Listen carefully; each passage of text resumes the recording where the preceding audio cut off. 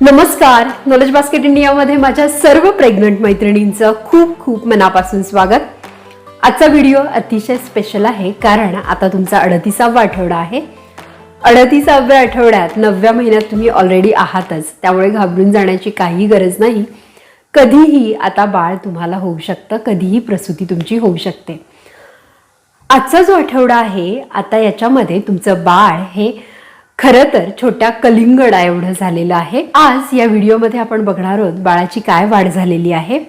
या आठवड्यामध्ये तुमच्या बॉडीमध्ये, तुमच्या शरीरात कुठले चेंजेस तुम्हाला दिसून येतील, त्याचप्रमाणे बाळाचं वजन आणि साधारण उंची किती असेल आणि तुमच्यासाठी काय स्पेशल टिप्स आहेत, ही सगळी माहिती आज आपण बघणार आहोत. या व्हिडिओद्वारे चॅनलवर प्रथम आला असाल तर चॅनलला सबस्क्राईब करा आणि सोबतचं बेल आयकॉन दाबायला देखील विसरू नका, कारण चॅनलवर प्रसूती कळांसंदर्भात, डिलिव्हरी बॅग संदर्भात, बाळाची हॉस्पिटल बॅग, तुमची हॉस्पिटल बॅग कशी भरायची, असे बरेच व्हिडिओ चॅनलवर आहेत. प्रसूतीनंतर काय काळजी घ्यायची, माझ्या डिलिव्हरी स्टोरीज, असे खूप सारे तुमच्यासाठी उपयुक्त असलेले व्हिडिओज आहेत, तर ते देखील बघायला विसरू नका. चला तर मग सुरू करूया आजचा व्हिडिओ. 9वा महिना सुद्धा अर्धा पार केलेला आहे आणि आता तुमचं बेबी कधीही या जगात एंटर करू शकतं. आणि म्हणूनच त्याची जी फुफ्फुसं आहे, म्हणजे श्वास घेण्याची क्षमता वाढवण्यासाठी, फुफ्फुसांची क्षमता वाढवण्यासाठी बाळ किंवा त्याचं शरीर अतिशय कार्यरत झालेलं आहे. ही फुफ्फुसं अतिशय स्ट्रॉंग होत चाललेली आहे. तुमच्या बाळाच्या डोळ्यांचा रंग ग्रे, ब्राऊन किंवा अगदी ब्लू सुद्धा असू शकतो, परंतु हा रंग बाळ जेव्हा प्रकाशाच्या संपर्कात येतं त्यावेळेला बदलतो. म्हणजे बाळाच्या डोळ्यांचा ॲक्च्युअल खरा कलर जो आहे, खरा रंग जो आहे, हा तुम्ही बाळ 1 वर्षाचं झाल्यानंतर प्रेडिक्ट करू शकता, नक्की सांगू शकता. बाळाला प्रोटेक्शन देणारे जे टायनी छोटे छोटे हेअर त्याच्या पूर्ण शरीरावर होते ते आता शेड होऊ लागले आहेत, कारण बाळाला या जगात एंटर करायचं आहे. त्यामुळे तुमचं हेअरी बाळ जे आहे आता ते त्याचे छोटे छोटे केस शेड करू लागलेलं आहे. तुमच्या बाळाचं फुफ्फुस तर स्ट्रॉंग झालेलं आहेच, त्याचे लंग्स स्ट्रॉंग झालेले आहेतच, परंतु वोकल कॉर्ड देखील स्ट्रॉंग होतोय, जेणेकरून बाळ जन्माला आल्यानंतर ते जोरजोरात रडू शकेल आणि रडण्याची त्याची क्रिया सुलभतेने होऊ शकेल. तुमचा नेहमीचा प्रश्न 38वा आठवडा म्हणजे कितवा महिना? तर आता तुम्ही तुमच्या 9व्या महिन्यात आहात. 9वा महिना हाफ वे गेलेला आहे. आता तुम्हाला जी क्युरिओसिटी असते त्या प्रश्नाचं उत्तर बघूया. बाळाचं वजन आणि उंची किती आहे? बऱ्याच बाळांनी 3 किलोचा टप्पा पार केलेला असू शकतो.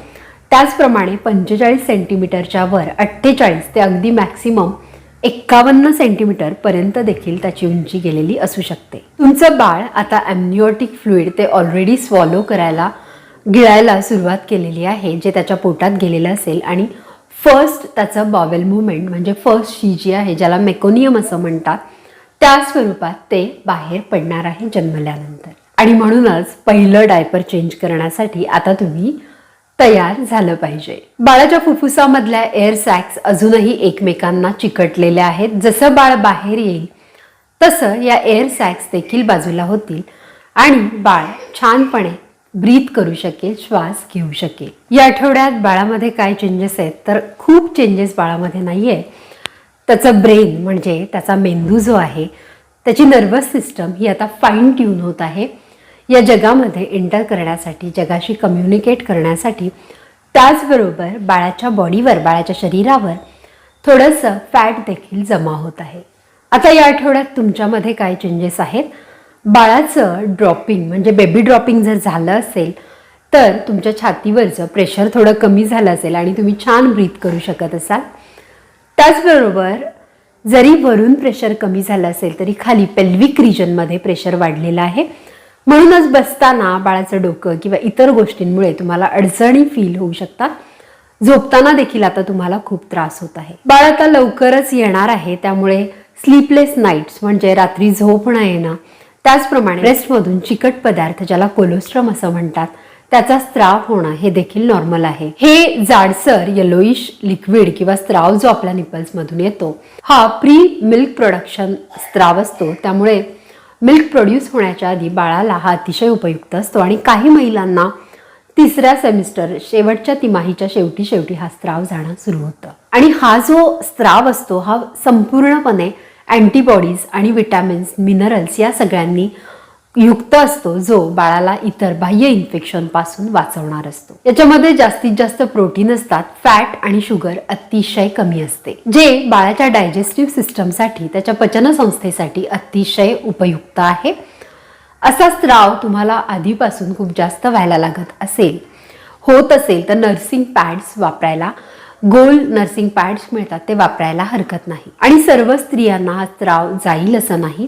काहींना जातो तर काहींना बिलकुल जात नाही. घाबरून जाण्याची गरज नाही. गरोदरपणाच्या शेवटच्या आठवड्यामध्ये पायाला स्वेलिंग येणं नॉर्मल आहे. लिक्विड रिटेन्शनमुळे हे स्वेलिंग येतं, जे तुमच्या प्रसूतीनंतर पूर्णपणे निघून जाईल. नेस्टिंग इन्स्टिंक्ट, जसं बाळ जन्माला येणार असतं तसं आईची घरटं किंवा त्याच्यासाठी स्पेस तयार करण्याची लगबग चालू होते, जी नैसर्गिक आहे. त्यामुळे खूप धावाधाव करू नका. तुमचा आराम, तुम्हाला योग्य आहार, पुरेसं पाणी मिळतंय की नाही याकडे लक्ष देणं तितकंच गरजेचं आहे.